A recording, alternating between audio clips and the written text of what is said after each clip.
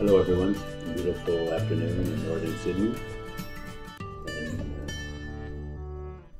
summer. We've come out of the rain, so summer has rain, summer has sun, and it's always new and fresh. And for a couple of days we've been involved with the Shanti mission and Harmony Centers, and somehow there's some knowledge there, or some wisdom, that interacts with our daily life and what seems to me, and actually grounds us.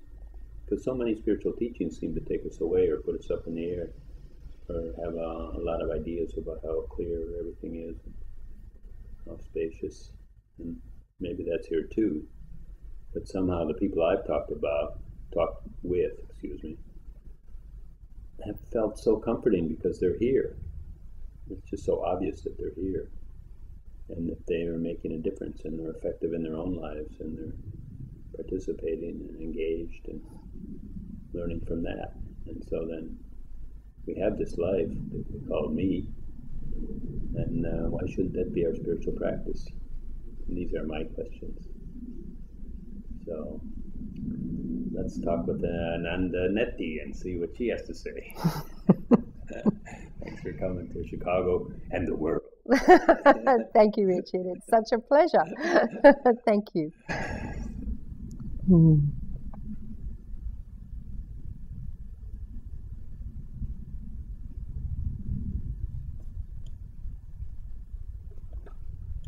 I feel I can really meet with people, maybe for the first time in my life, or at a greater depth.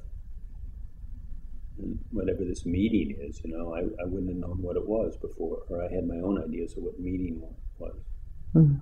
But meeting, I used to ask that for years. I mean, can two people really meet?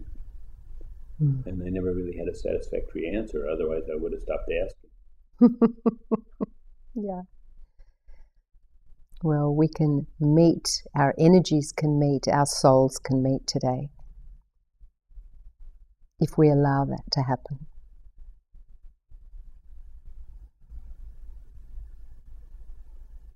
And then so many times we talk about, instead of meeting, we talk about barriers. We talk about not infringing upon the other person. And we talk about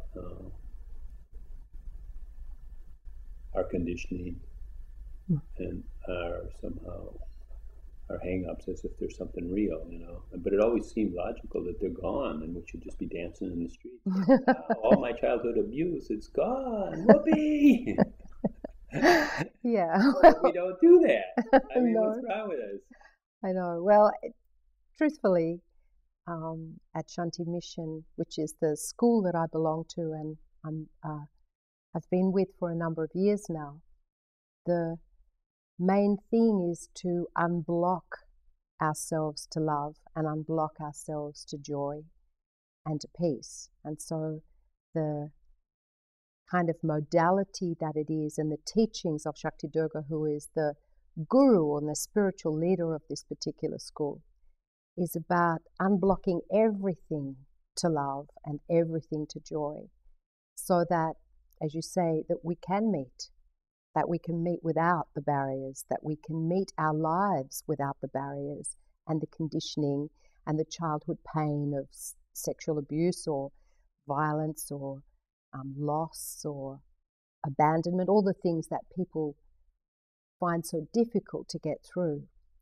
And so the work that she does and has taught many of us, and now we teach and do healings as well, is about cleansing and clearing the energetic pathways in human beings, so that we can be practical, helpful people in the world who live their lives with joy and peace. So when you say unblock everything, okay, yeah. That sounds like a complete makeover, Well, job, right? Look, I have to say it is. It is. Anyhow, it sounds like somewhat arduous. A lot of triggers are going to happen, and it seems like, oh God, isn't there a way that I could just get to a certain point and it would all drop away, or Okay, and other kinds of spiritual teaching, they're giving some kind of a quick route that just say, hey, you're not even there, so how is any of this other stuff there? And Mm. it Look, doesn't really deconstruct the story, but it is a refuge. yeah, it is a refuge. But I think for really steadfast spiritual development, it takes steadfastness and it takes resolve.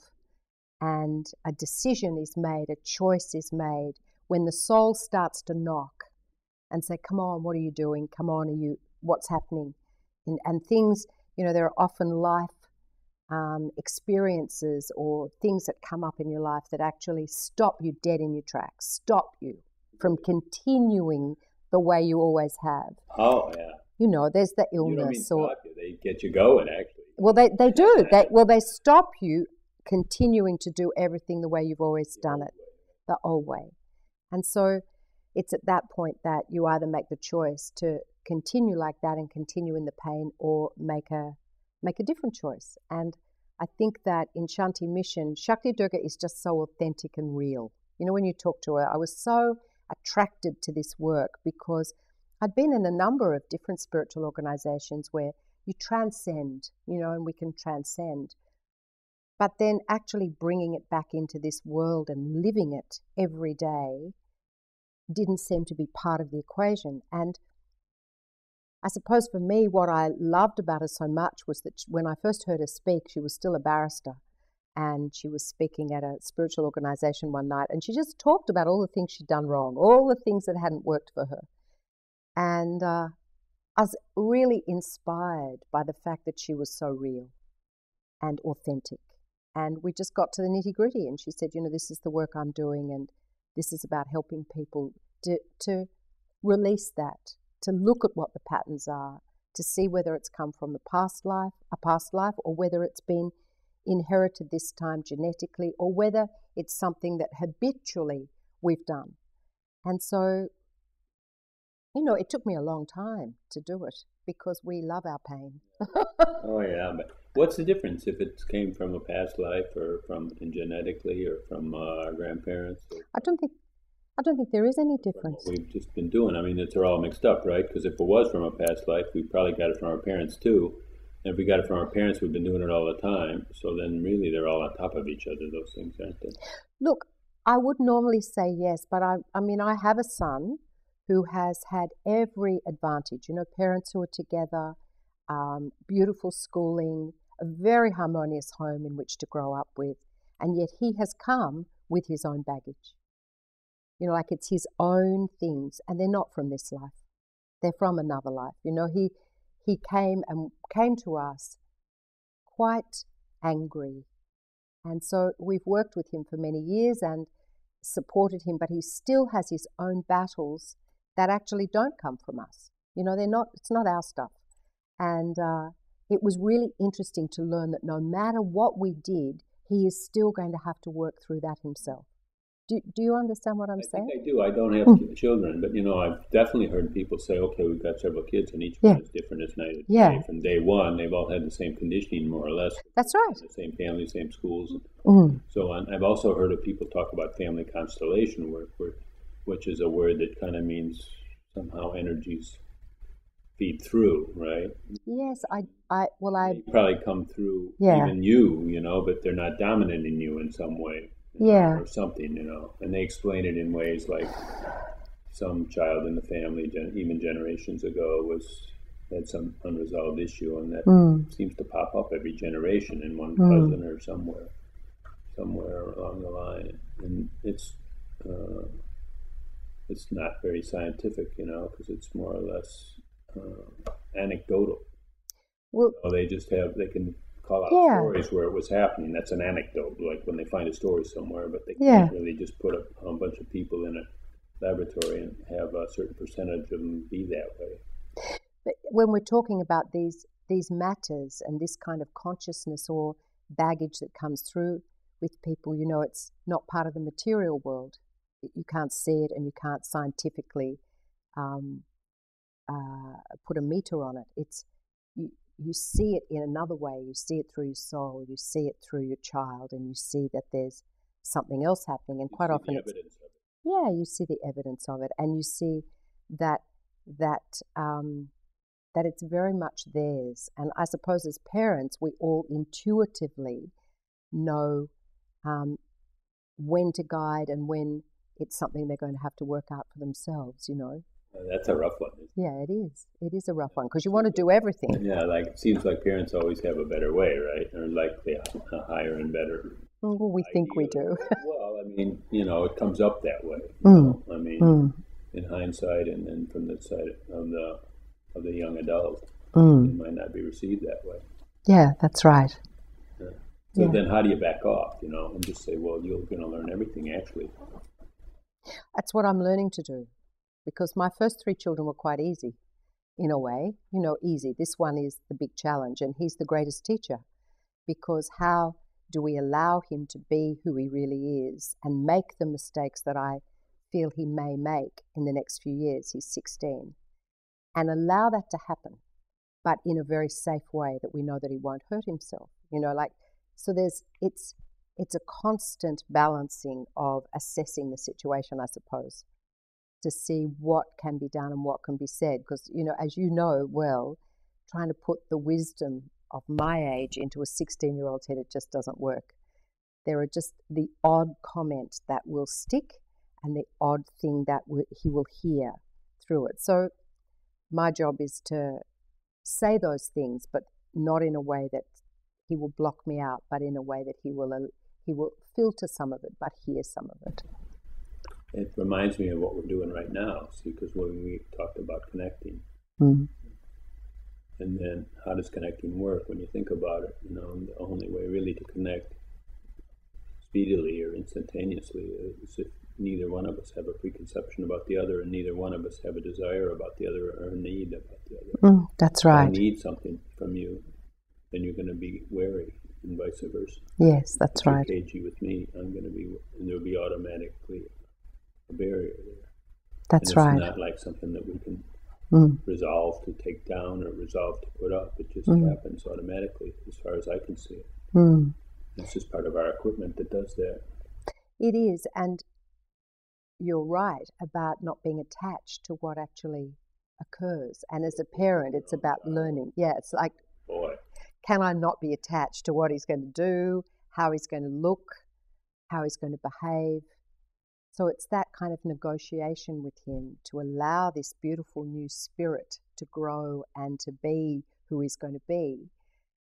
You know, I thought he'd be a cellist, and he has the talent to be a cellist. You know, you saw the cello at my front door. Pushed him a cello on it, but right? For sure. He chose the cello, he played the cello, he could be a virtuoso cellist, but he won't be. And so we've had to let that go. Yeah, because that was my dream, because everyone, you know, when he plays, people say, oh, he must have, you know, only a person who has been through a divorce would have the kind of depth of playing that he has when he plays. So it's been a really fantastic lesson in not attaching and letting go of preconceived ideas. And so, as I say, he's a great teacher. So that's something useful in all our contexts. Yes. Young and old. But it's really tough in the young ones, because I was talking to some young people, and I was kind of like, the first thing I wanted to do was make a disclaimer, like, there's no way I can come too close to you and not have a dream about you. Yeah. So forgive me. You know, that's the first thing. I don't think it can happen between generations. It is a tough one, Richard. It really is. And both my husband Rob and I are very. We've learned in the last 12 to 18 months, we've really learnt so much about ourselves, and also learnt that, you know, he wouldn't play cello at school because he thought that wasn't cool, and they're all begging him to play for, you know, 1,000 boys. And he said, they'll beat me up if I play cello, you know. And we realised that in parts of our lives we were not being authentic about who we truly are. And so how could he be authentic if we're not authentic? So there's been great learning for us in many ways with this boy.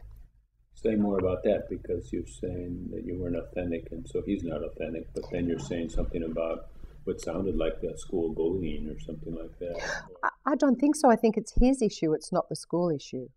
And in relation to authenticity, you know, we live in a very suburban environment here. And at that stage, 18 months ago, neither Rob or I authentically told people that we had such a strong spiritual life, that we were as involved in Shanti mission as we are. And so because we meditate, we have a guru, we live in a very Western country where there's a lot of misconceptions about that. And although we've had an Indian guru before, we didn't really talk about that either. And so we're out. We're out of the closet. Now I'm really happy. We're completely out. I'm always doing. Right? I'm always just spewing it out. My wife is always saying, "You're telling everything about us, about everything. What's wrong with you?" You know.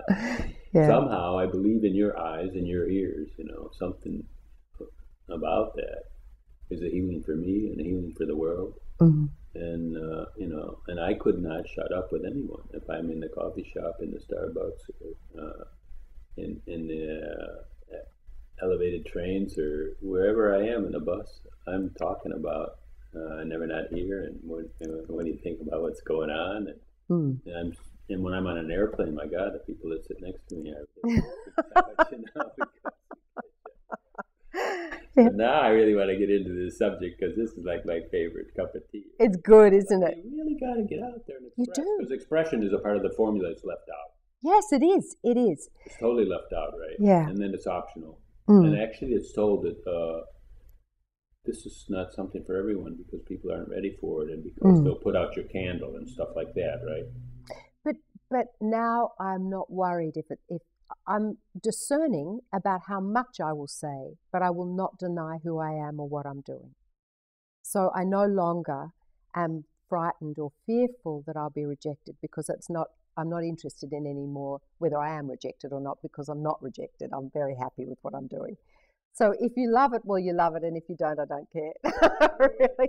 I had one of those gurus, those oranges, you know, that you had to put on orange. Yeah. A very big thing with it. And he had a lot of big beard, and people would come up and say, "Oh, is that your dog?" Because it was kind of out of focus far away, you know. I thought it was the greatest. That's very funny. I'm his dog, you know. I don't know what. But I mean, right away, that's like attracting energy and telling it out, saying I'm crazy, you know. I love. And you could say I'm crazy in love or blah blah blah, but you know.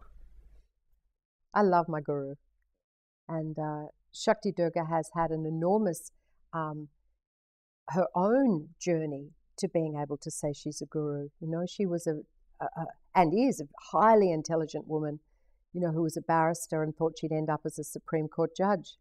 And in fact, she's not that at all. She's a guru. It was a big shock. Yeah, we'd really be lucky if she'd go for the judge route. You know, well, you ask these guys, you know, you ask all these teachers, "Oh yeah, I'm getting politics, you know, if you know so much, do something right." You I know. They said, "Oh, no way." No. You know, that's a low life, right? Yeah. Well, we do a lot of work on politics, but we do it with consciousness, and we do it with energy and with meditation. Come on now, hocus pocus. No, it's true. It's no hocus pocus.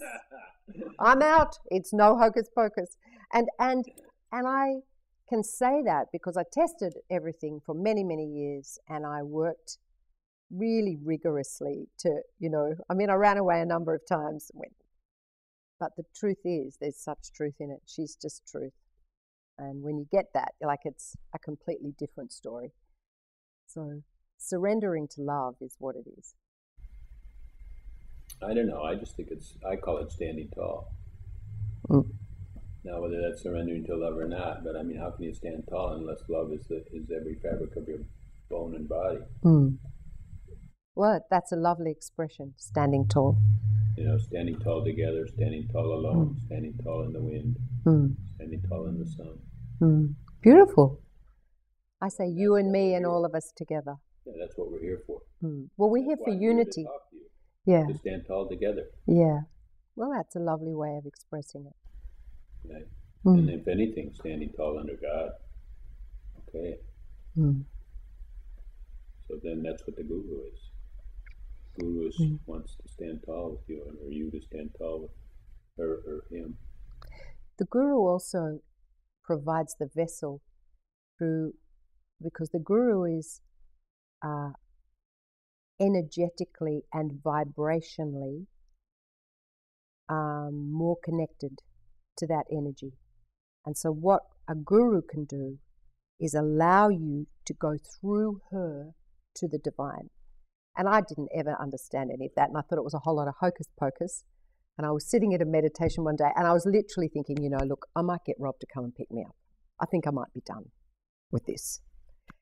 And it was a retreat for a weekend. And Parvati Ma, who's in our school as well, started to sing. And she was singing, and the singing sounded different than I'd ever heard before. It was completely like the power in the voice it was just divinity in it. And my heart melted, and Shakti Durga stood up and she rang her bell, and she looked around at all of us. And Richard, I went up through somewhere to somewhere that I had never ever been. And I was one with everything. Now, I didn't know that existed. I had no idea that existed. I thought that was just, we're having a nice time meditating, it's a good story. And when I finally came back, the peace and the bliss that I felt, which is what my name means, Ananda. Ananda Netti is bliss beyond form. But the peace that I felt, I just looked at them and said, why didn't you tell me this was there? And they laughed. They said, we didn't know that you'd ever get there, Ananda Netti. And I felt that. I had that. I went off back to the National Institute, because I'm also a theatre director. And I went back there and I was working. And for 2 weeks, I stayed in that state of bliss. And so having experienced that, it's a completely different thing to talking about it. So cool that you took it on the road right away. And you just got out there and said, hey, let's just take this thing for a spin around the block. It was fantastic. Because so many people hide deeper in the closet and say, it's so I know. I better save it. I know. And it was people at NIDA, which is our National Institute of Dramatic Art here, would say to me, you are just so joyous to be around. I love working with you. And it was just that the energy was pumping through and I was still connected. And then you're always trying to get back there. That's the rest of the life, is how do I get back there, Oh, yeah. Which is, it was I a big... have a philosophy to run away, run away from it, No. Let it be, if it's really serious, it'll come and catch me. That's a great way of saying it.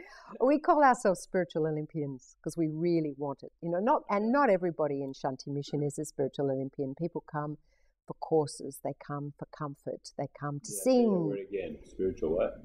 Spiritual Olympian. Olympian. Yeah, an Olympian where you want, and I will go sometimes for dinner around here, and the people will say to me, you don't drink, you don't eat meat, you won't have a cigarette. And I say, yes, but when I am levitating, you're going to be so impressed. And it's a way for me to allow people to feel comfortable with what I'm doing. But the truth is that I want to go as far as I can spiritually in this life. Okay, now we're back to where we started, because we said resolve, or you need to resolve, and I would like to say that you're not resolved. You didn't resolve to go up through your head and I didn't. And go through the bell and stuff like that. And so then the resolve, I don't know what you mean by it. Okay, number one. And number two, resolve is interpreted as willfulness. I willed to go this, and I willed to stay here, and I willed to go as far as I can with this. Or then you could say I'm available to it, or something like that. Or it's a choice, Richard. It's a choice to go on the journey. The choice is to say yes or not to say no to it. That's right. When it comes up, just take a step into the unknown. That's it. One more than you think you could possibly stand, right? That's it. It's a choice to be willing to go on the ride. Because I can block it, and I did. Resolve, The resolve, steadfastness is the resolve to do the practices every day, to do pranayama, which is discipline, to do things which build the energetic body in order that you can go up. Words are so important, because like some people say you got to be serious about this stuff, but anyhow, I would say no way. You could be joyful about it. You got to be sincere. How about it? Yeah. Sincere is a better word that we've substituted. Serious to me is a disease, Sincere is good. Anxiety-based disease. I'm serious about things. Like it's from coming out of my rightness. right? Serious. Oh, serious is, and there's judgment Very in dreary, serious, right? isn't it? It's very dreary. Whereas sincere is good, is a good Sincere. word. Yeah. Sincere, and now what I'm saying is really the only way to actually discover anything is through playfulness. And Because there's no agenda in playfulness. no, there isn't. But playfulness, I agree with you. Playfulness is the how do I say it? Playfulness is the environment in which to go through the journey, but it does take discipline. Yeah, because sometimes we assume that playfulness is a way to get away from life, but I think life is a play. And playfulness is a way to get into life, not playfulness as a diversion or some kind of entertainment. Or a distraction. No. Playfulness is actually a way of life, to play at life. Yeah. Well, it's absolutely, we're in a play. Yeah. And then how can you, without that, how can you accept anything? How can you actually be with anything? How can you be with anybody unless you're playful? But for what, I mean, if you always have a for, what's this for? And make something out of this and put a reason to this. Then you can't, it blocks out so many things you can't do because it doesn't have the same reason. And you say, no, I go by my reason and I'm doing this because I have an appointment, because of this.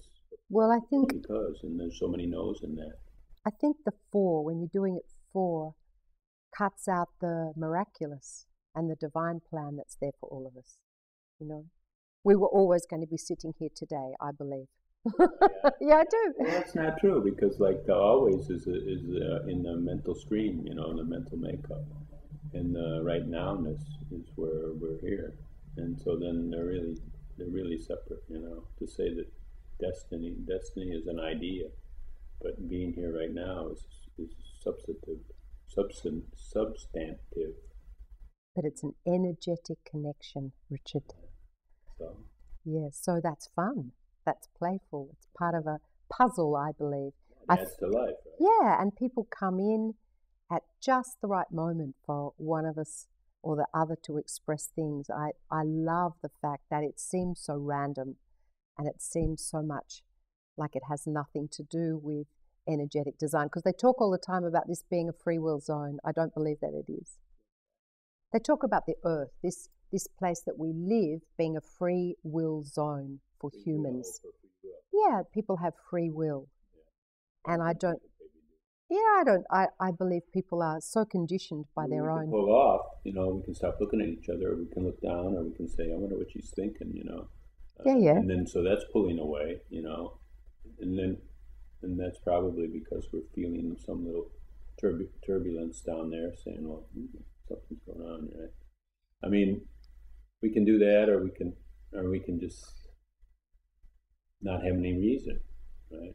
I think the reason is actually the feeling, or the turbulence, or the jitters, when we have some reasons, when we're trying to make up a reason, trying to say, well, what are we doing together? Where's it going to go? What's the bottom line here? What's in it for me? What can she do for me? What can I do for her? Making our deal, and so on. Our commercialism. Perhaps.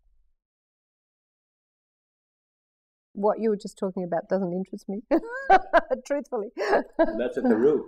Yeah, no, it doesn't. Does it interest me? It seems to be at the root. At your root. Yeah, not mine. At the root of any disturbance.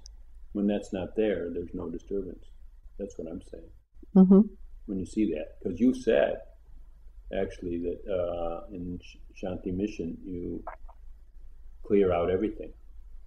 And I'm saying, when you notice how everything starts, where it comes from, how it builds up, how it comes in right now, then you don't have to go with it.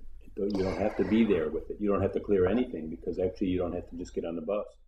Yes, but to get there, to get to that point of knowingness, to get to that point of complete and utter surrender to the moment, can often be obscured for many. And for many, there are so many barriers to that. And so the releasing of the periphery, the peripheral stuff, the distractions, the pain, all of those things often distract many from actually being in that point of knowingness and that beautiful point of complete surrender to the moment.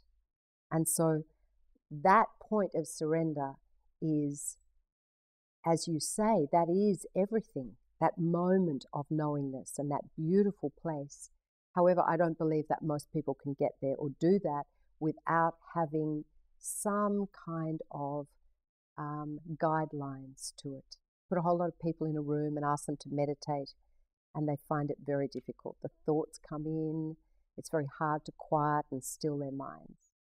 And so we do it in lots of ways. We do it through singing, we do it through, and singing is the thing that is playful and joyful and tricks the mind into a complete surrender. Because and you'll experience that perhaps tonight with Parvatima. She is a master of Nada Shakti, which is, energy in the voice that actually allows you to forget for a moment and be there in that beautiful moment of knowingness. And so when I talk about resolve, we talk about sincere effort, when we talk about all of that kind of stuff, it's only to allow that playful moment when you completely surrender to the absolute moment. And that's when I believe the soul is large and present, and our I am presence is completely with us. And that's magic, that's divinity.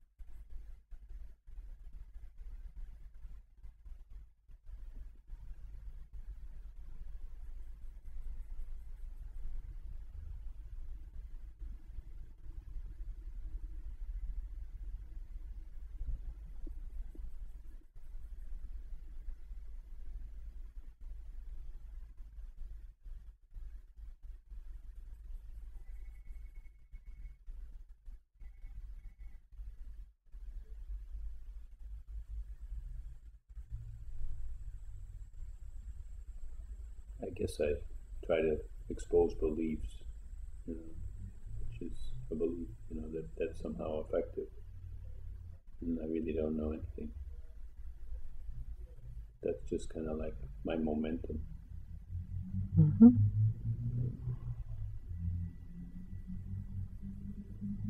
So then, how can I expose beliefs? Until I know it, until I see them in operation. So I think it might be really wise to realize that none of them are my beliefs. And so then there's maybe all kinds of conditioning and all kinds of submerged agreements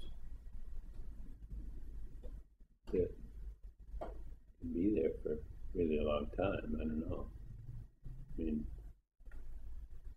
That I have no capability to find them.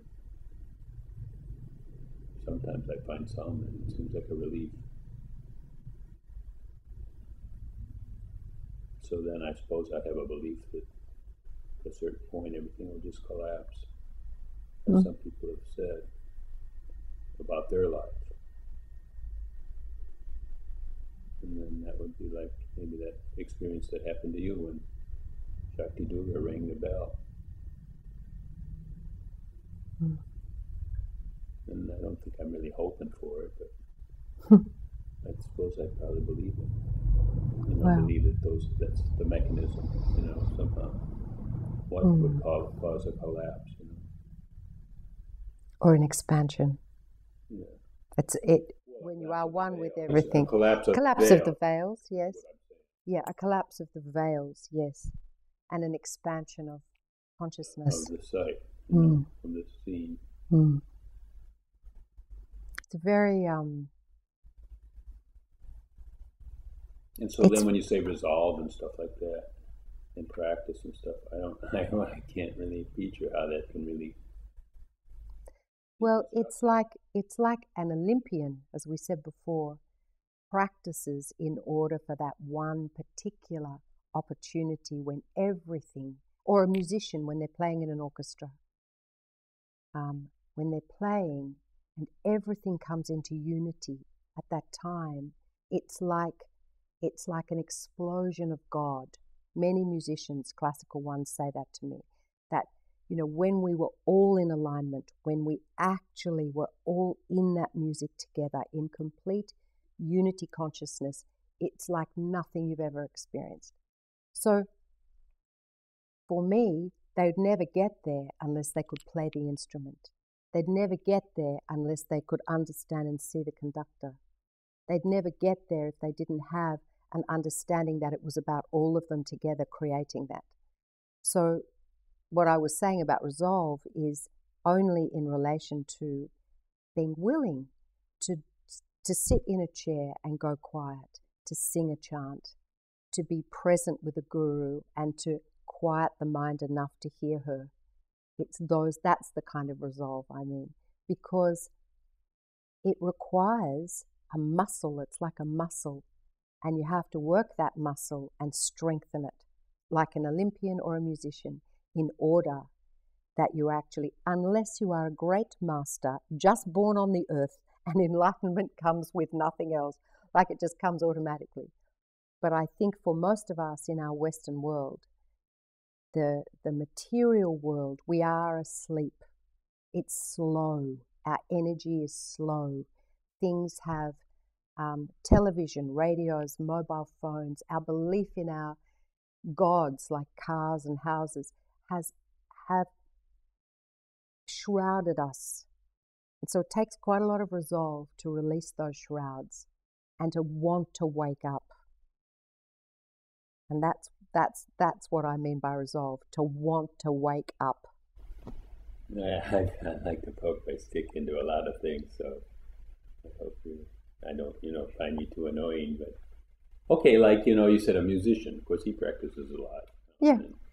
And then he has also a lot of experience watching the conductor and playing in the orchestra and being in tune and playing good parts and bad parts. But I'll bet you anything, he's got so many distinctions that he can spot all kinds of flaws in his piece, no matter how. He can. Worse, no, but he can. But that doesn't matter when the unity of that music comes together and each one of them is doing their bit.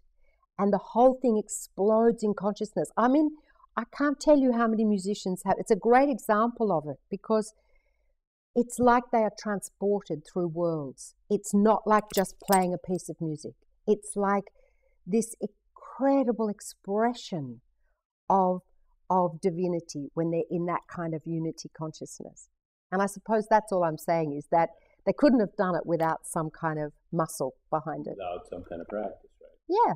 But yet here we are in kirtan, we're amateur singers, we're out of tune. Yeah. And the same thing can happen. We can blow the sky off. But that's right. We can. That's quite true.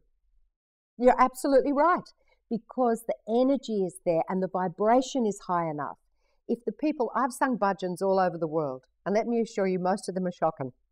Because people sit there and they don't know the words and the energy is quite low. If the energy is high, if the vibration is high, it doesn't matter how well you sing or you don't sing, because the energy lifts it. And so it's about how in the room, who is in the room with you and who is there. Like Parvati Ma tonight lifts the roof off because of her energy body. Her energy body is massive. And so what happens is her energy lifts everyone in the room and takes you there. And so, but she got there because of her resolve. Because for Parvati Ma, all she has ever wanted to do is know God. And so she would do anything to attain that. So then there's these mechanisms of reflection or resonance that we have right now. Yes. And that we have everywhere, right? Really. Yes. And somehow we dull ourselves to it when we don't like it, if we're in a bad side of town or we're a place where everyone's rushing around, or if we're, if we're some kind of, so many places we can dull ourselves to it, right? Yes, we can. But that's the mechanism, right? So then that's where the energy body works, in that resonance. Because you said frequency, so frequency means resonance. And the frequency or resonance, once it's built, once the Olympians built that in their body, they take it with them everywhere. So it's not really dulled by anyone once it gets to a certain level. Well, I think we dull it ourselves when we say it, and when we have a judgment that says we don't like this place, and then we dull it, But if we wouldn't dull it, I don't know if it could be dulled from the outside. It could be absorbed, maybe. I don't know what it is. But anyhow, I mean, I knew an Indian guru that was. I thought he was really a master of energy, like he could control the room, like you wouldn't believe it. And I don't know how he did that exactly, but how does that work now? It's just okay, first of all, you said she's built up her capacity. Well, I have as well. That's a yogic tenet, right? That's what we're really doing, is we're built, our bodies aren't clear channels to have that capacity to, they say, vibrate, right? And it's the thoughts and beliefs and negativity that we carry in lots of our parts of our body that dull us. Yes. So the more you release that, the more you cleanse that, the more you purify that, then the higher the energy can be in the body. And the more you can pull in from above, and the more you can pull up from the earth. Because this is divinity and light, and there's power in the earth. So releasing that, when you say cleanse and stuff, it sounds like a job, because you got to watch the... It's washing up. Shakti Durga does not. She washes up all the time. And she says, we are the cleaners of the world. We just wash up. And that's what we do. And that's part of the modality, is honestly washing up. And so we energetically cleanse and wash things up all the time. But in a way, I mean, what we do is we stop creating the dirt, right? Which are the judgments and the thoughts and the... No judgment. And the negativity, right? That's right. And so the negativity just means it's like a desire-based thing. Like we say, we don't want this. And so then we claim it's negative, right? And so then we reflect back at it. Negativity, because we feel like, I don't know, reflection, that's another part of resonance, right? It is, and it's usually our shadow that reflects right back to us. Yeah. The things we don't like in other people are always the things that we can't love in ourselves. And that's the work, as I call it, is about non-judgment. No blame, no shame, and non-judgment. 100% responsibility for everything that is occurring in your life. Well, all those things are kind of perplexing. In one way, they're smooth, because it sounds like you can see that it's a story that would add to you and not subtract from you. You can see that, but then you say, well, how do I do it? Because that's it just keeps coming up. Yeah. But to me, a judgment happens from a preconception that I want it a different way, and then. That's right. There's a preconception there'll be a judgment. If you say, I'm going to hit a golf ball toward the pin and you're to the left, there's a judgment. Hey, I'm to the left. But if you just say, I'm going to hit it out there, there's no judgment, right? Because you didn't say, I have to hit it at the pin. That's right. So then if you say, my life should look like this, there's a judgment, Big judgment. You say that I'm here for today, and then tomorrow I'm going to love it when it comes. Whatever you want to say about it. I mean, then you really have no judgment. No. But for you to will that you're not going to make judgments, first you got to clean out the preconceptions. That's absolutely right, and it takes a long time. It just takes somebody to tell you, hey, that's an option, and that's where you to look at the preconceptions. It takes a damn long time to try to stop judging. It does. All those preconceptions are there because it's an automatic reaction. It is societally, it is an automatic reaction. Or everything in our society is about judgment. This is right, this is wrong, he'll go to jail, this political party is wrong. Everything's about judgment. And so in order to come to a place of non-judgment, I can remember many years ago I did 8 months every week working on judgment. Non-judgment, actually, if you can get to that point in your life, it is liberation. Because judgment is one of the greatest heavy things that pull us down. It's non-attachment, as the Buddhists say, to the outcome that creates non-judgment. And that harkens right back to my son wanting to be a cellist. How do I not judge that? And you can't judge it, but it just when you think you've got your judgments under control, they come again. There's another one. Because we're humans, and it's I believe it's a continual washing up, if you like. The judgments are automatic. That's what I said. But I don't think that preconceptions are automatic. They are not personal. Preconceptions are, how should you say, it's part of the collective baggage, you know. And if you somehow, you don't even have to forgive the collective because you're part of it. That's how we live in. We're in a big tribe. But you can disconnect from the social matrix. Oh, yeah. Disconnect. You disconnect energetically from the social matrix so that you can actually have your own perception, not preconception. Yeah, okay. I don't know. I wouldn't go that way. I would just say to connect, you know, to own it and love it. Right. But anyhow, here's what I want to say. Okay. Shifting gears a little bit. All right. Okay, like you said, that's what society is. It's based on judgment. Because there's the laws of the land, the codes. That's right. And how we should run things, and where we're going to set our boundaries and all that stuff. And that's all based on some kind of a judgment.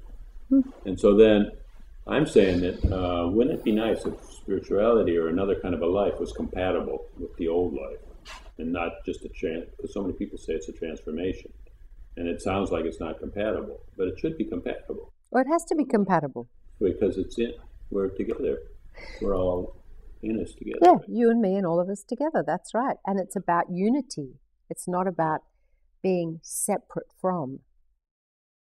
But if I'm non-judgmental of you and you're judgmental, well, that's your right. But it's my right not to be. Yeah, so we're compatible. We are I'm compatible. doing my thing and you're doing your thing. That's right. You're not judging me. I want to judge you. That's right. Okay, I might just say you're kind of like too loose. You're going to get hurt because you're not prudent.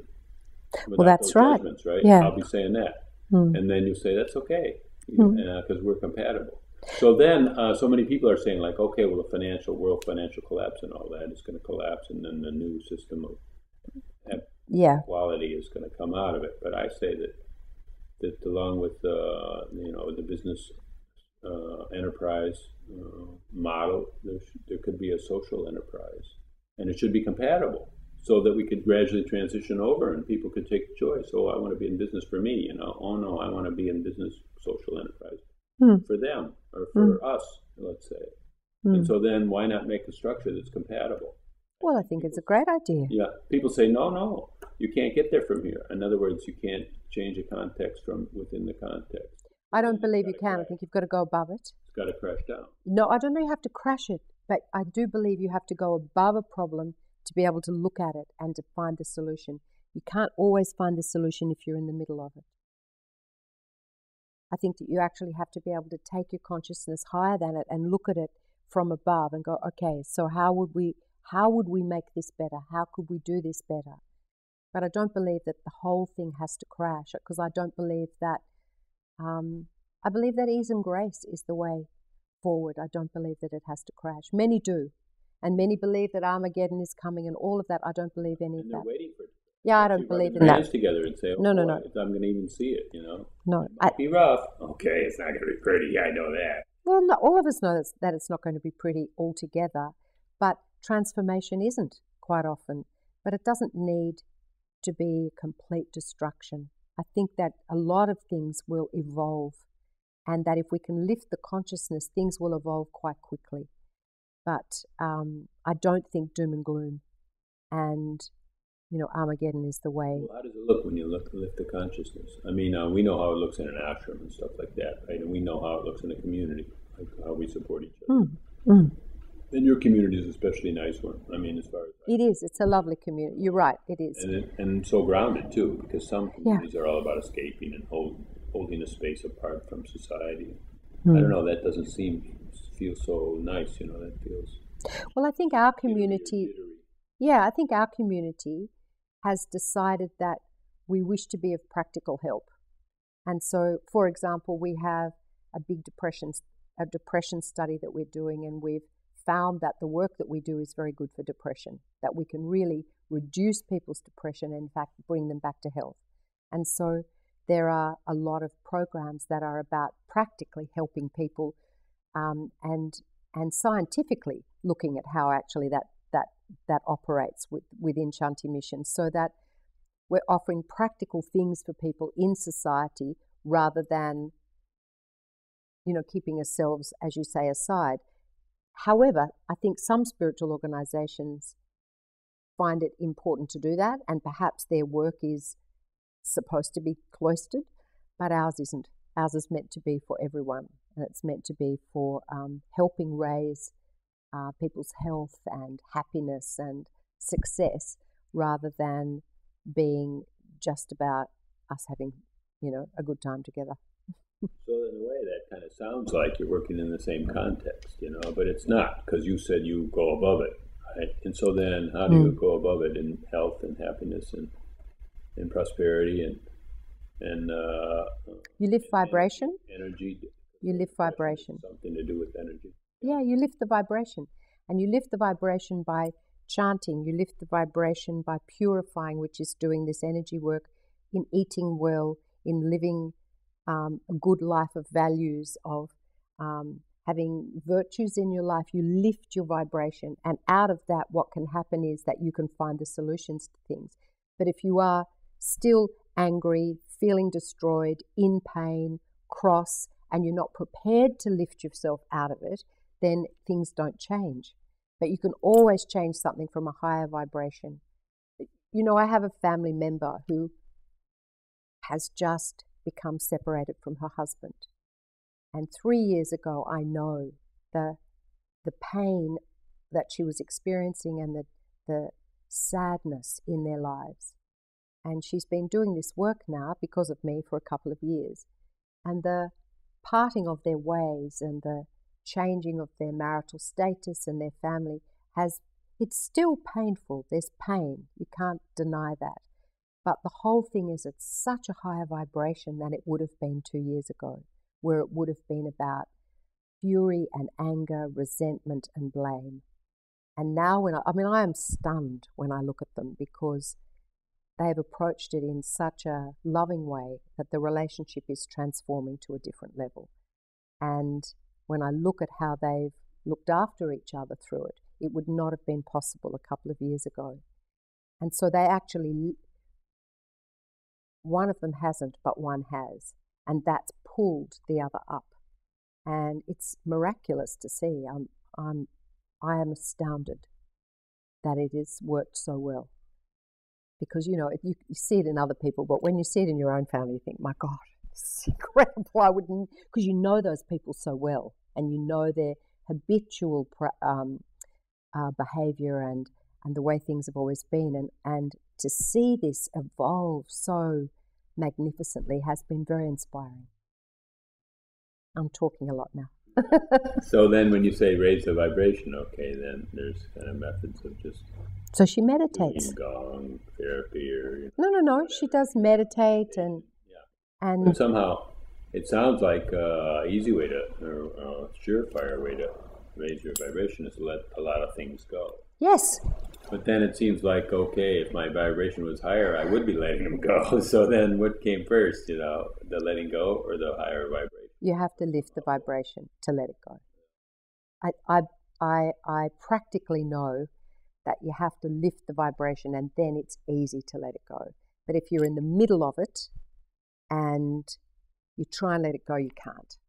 It's like it's stuck. So like a higher vibration looks kind of like a happy moment, right? Some kind of a relief or some, Well, it's not always a happy moment, but it's a moment where you're able to forgive yourself and the other person, the situation, the relationship, or whatever it is, that there is a really developed heart, and the heart can actually forgive whatever is in front of it. Forgiving is of it.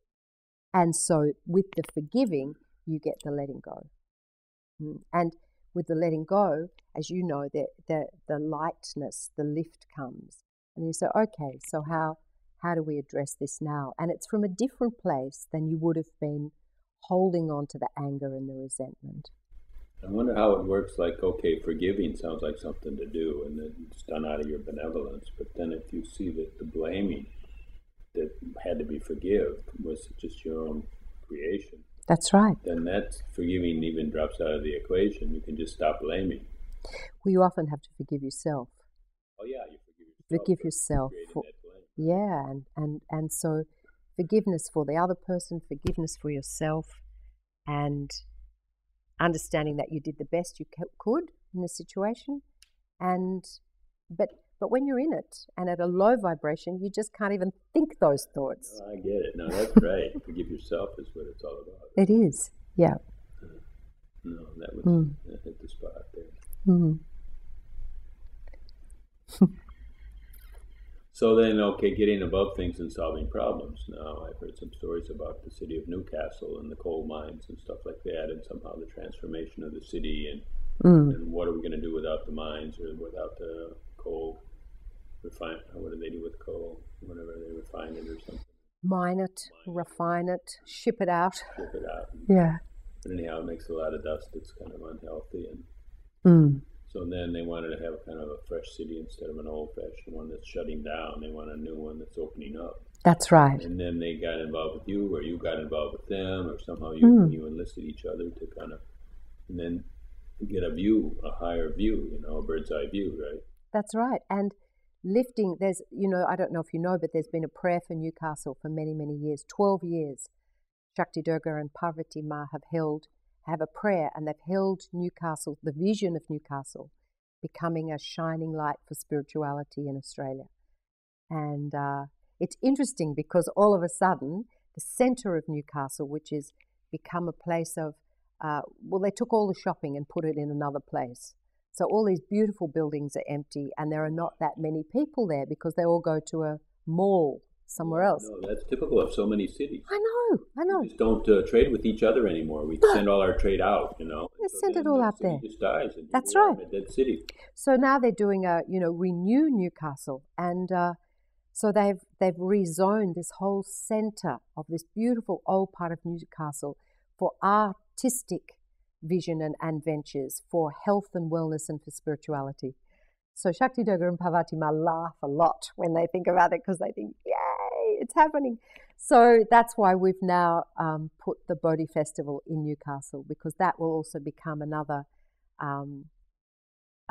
it's a seed, really, for Newcastle being a place where many, many different faiths will flourish and lots of spirituality will occur there. And we're hoping that will lift the city and help to lift the city into the next part of its development, because it was, and people in Sydney have this view that it's this dirty place up there, that used to have a lot of coal. And in fact, it's not true. It's a very beautiful city, and it's surrounded by ocean, and it's a gorgeous place and getting cleaner and clearer and purer all the time. And I think, well, I actually don't think, I believe that it will become the centre of spirituality in Australia.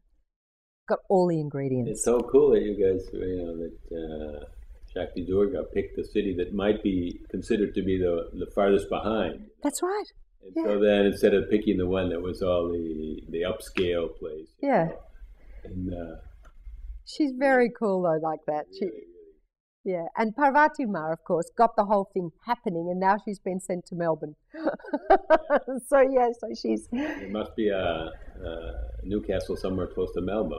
Well, there might be. Make another one. Yeah, I know, make another one. Well, I think that it's it's very joyful, because Newcastle is a place that is ripe for new things happening, and because when you are thirsty, it's a thirsty city. It doesn't believe it's full already. It's thirsty. It's thirsty for new definition, for new ventures, for new excitement there. And because of that, Bodhi Festival is well placed. And I think over the years, because we expect Bodhi Festival to go for many, many years, it will bring people from all over the world to Newcastle. And I have to just tell you something funny. You know how there's Lonely Planet. Lonely Planet. Lonely Planet is a book that you buy when you travel all over the world, and they also have a television series called Lonely Planet, and they have journalists that travel everywhere around the world.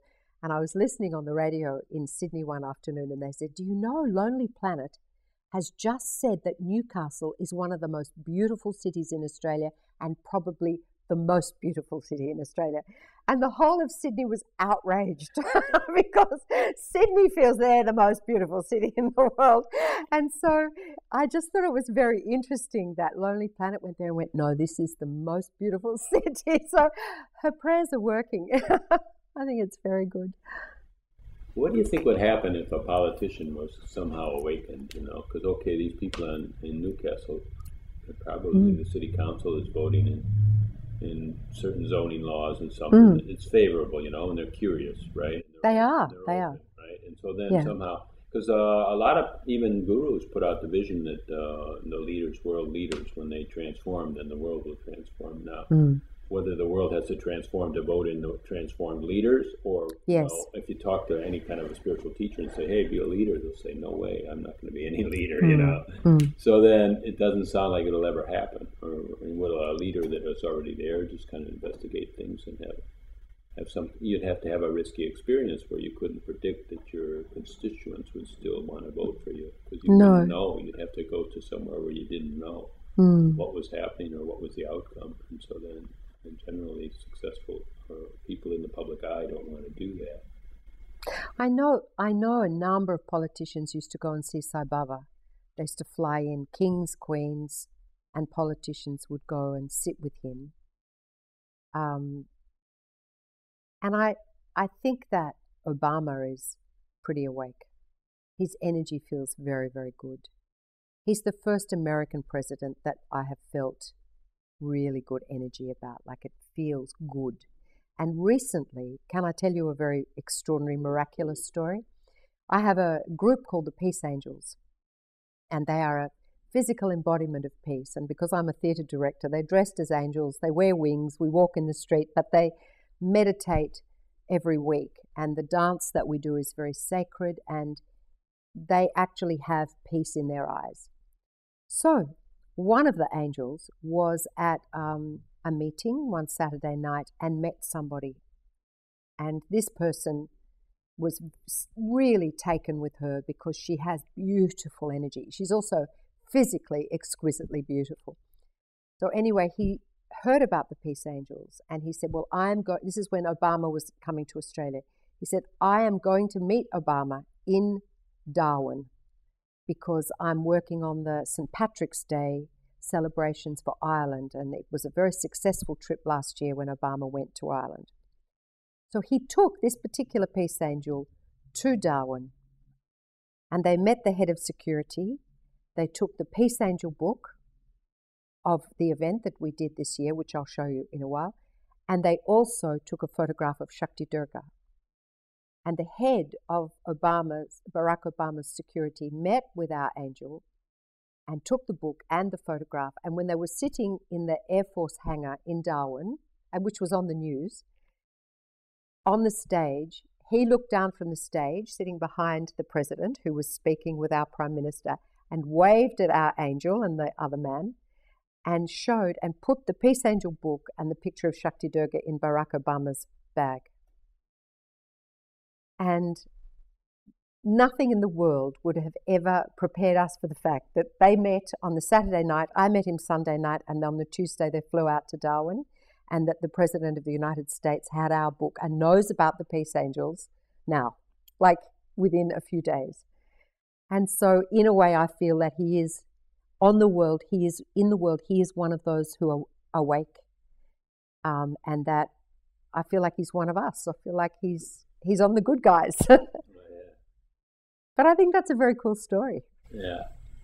We've, I think very many people had a lot of hope for Obama, and then I suppose they're disappointed. I don't know. I think it's quite tough being in politics. I think it's a lot tougher than people think.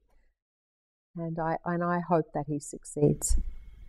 Something very interesting now in this last months, and maybe in this last year, when they had this Occupy movement, and maybe came out of the Arab Spring and so on and so on. And so then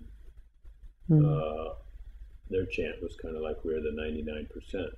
And then talking to spiritual teachers and some other people, they said this needs to be transformed to we are the 100%, because nobody can be left out. No, that's very, That's very true. And as we move to a place of unity consciousness, it has to be 100%. But that's vibration again, as to whether people will want to be part of that. Yeah, well, they can just go to the 99 and then they can take the step, when they feel it. That'd be like, what? Go to the Christian, be reborn, right? Into the 100%. Yeah.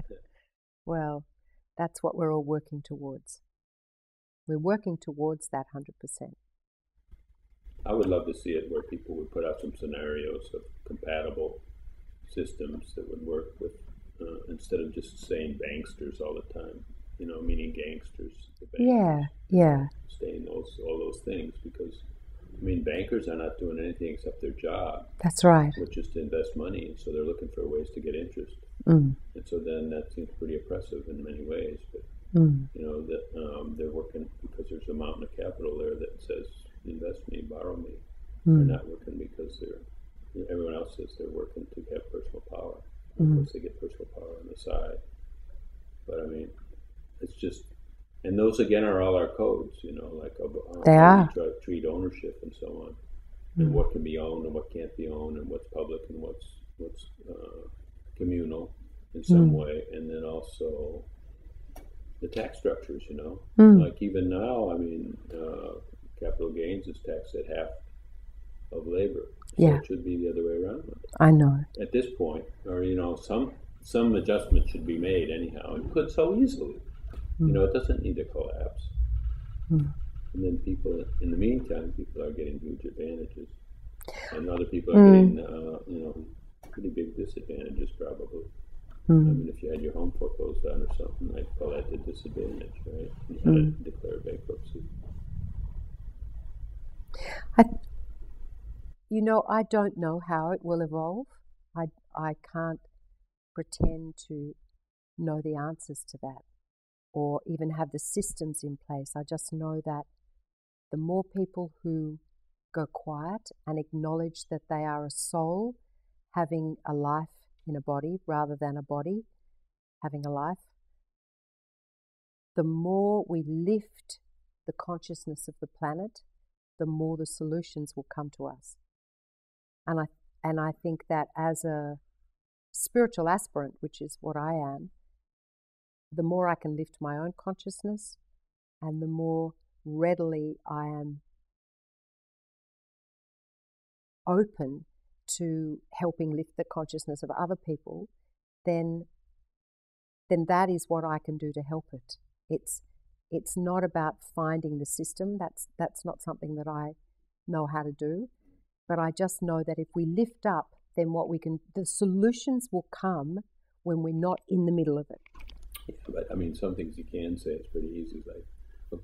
First of all, someone's got to be testing different solutions. Yeah, they do. I agree. Could have dropped out of the blue. No, I agree. Number two, the very simple, the first thing we have to give to the world situation is our attention. And and with that comes pain and injustice and feeling bad, and somehow we have to learn what to do with that energy. Coach on that, what to do with the energy. So first we have to give our attention, and second, when we kind of get our footing there on what to do with that energy, we need really to stop disengaging. And those two things, and then out of that, approach the world with the sense of experimentation. That's what I always liked about Obama, because in a way it was like he was going to take a fresh look at everything, right? Whereas all the politicians always say, you got my record for 40 years, I voted this way, I'm going to vote that way for 40 more, just put me in there. And there's nothing new in that. It didn't work 40 years, it's not going to work for another 40 years. Get lost, right? So then it takes a fresh look, it takes presence, and not just a concept of I'm consistent. Perhaps the way to do it is to, Shakti Durga and the Shanti mission are hoping to start schools and to start hospitals and to do festivals and do things which raise consciousness and do things in different ways. And so perhaps there'll be that tipping point where a number of people on the planet start to do things in different ways, and that will tip the balance more to a more comparative way of living or comparable way of living, rather than the way we have at the moment. So you can do that with stock exchanges and with institutions, because we have a stock exchange to make profit and to build our wealth, but we could have another stock exchange for social enterprise. Well, that's right.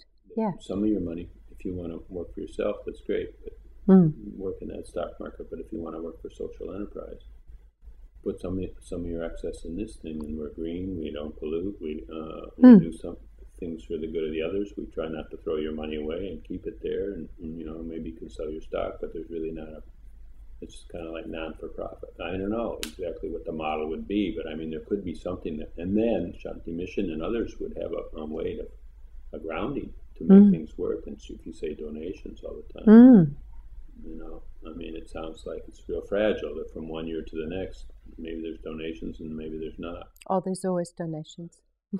I'm sorry. It's a miracle. I'm on the board. I look at it and I go, I can't believe this is such a miracle. And I got to figure that out for never not here then. I know. I just like, oh my goodness. Because you think, it's a little thing and we just meditate and things. But anyway, I think that you're right. And I think that more and more as the consciousness lifts, people have the idea to do exactly what you're talking about.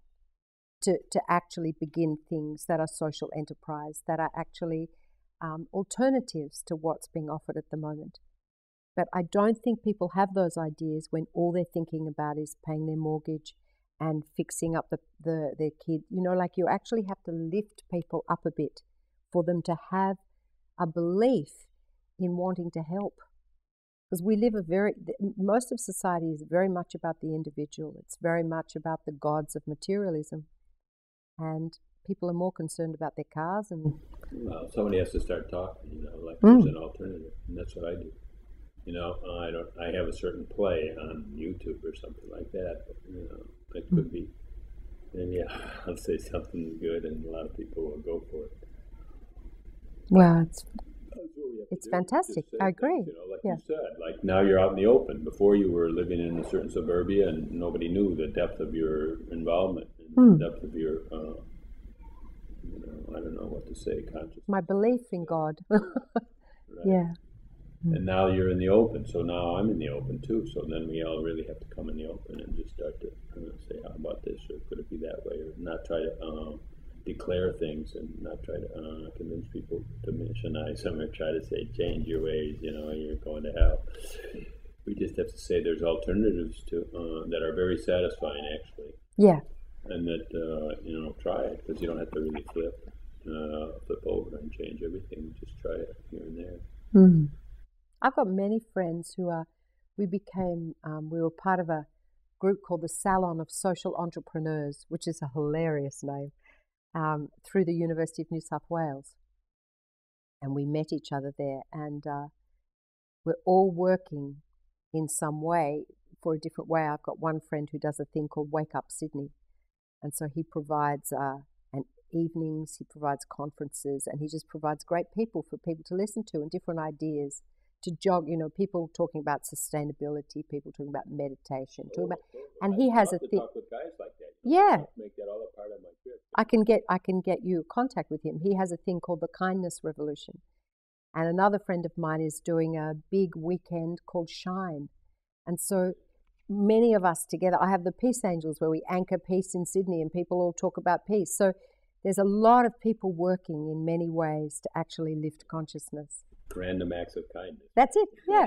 Well, he's got a whole kindness revolution. He's amazing. He has these little cards, and they send out the cards. They give cards to people and send them out, and then people just do a random act of kindness for someone and leave the card. But they might pay for your coffee or they might pay for your petrol. It's a bit like that great American movie called Pay It Forward. Yeah, I'm pretty good at that. Yeah. Just what I do. But I could really want to find out way more about a lot of stuff, and especially about the Peace Angels. We know pretty much about the Bodhi Fest because we talked this morning. Yes. And it's a festival, a Bodhi Festival, and it just sounds like an amazing vision. Oh, it's going to be incredible. The whole vision of Newcastle too. Yes. So we did talk a little bit about that. I know that's great. Some beautiful plans for this evening, so maybe we'll just say thank you so much. Thank you. And Yeah. Ananda Netti. Namaste. Namaste. Thank you, Richard. Thank you. Thank you. And everybody, thanks for coming to Australia. And come again, come often, come one, come off. And, we're gonna go everywhere. We'll find every different corner. And okay, I guess we're gonna run, and I'm gonna wrap this thing. So bye for now. Namaste for me also. Thank you very much.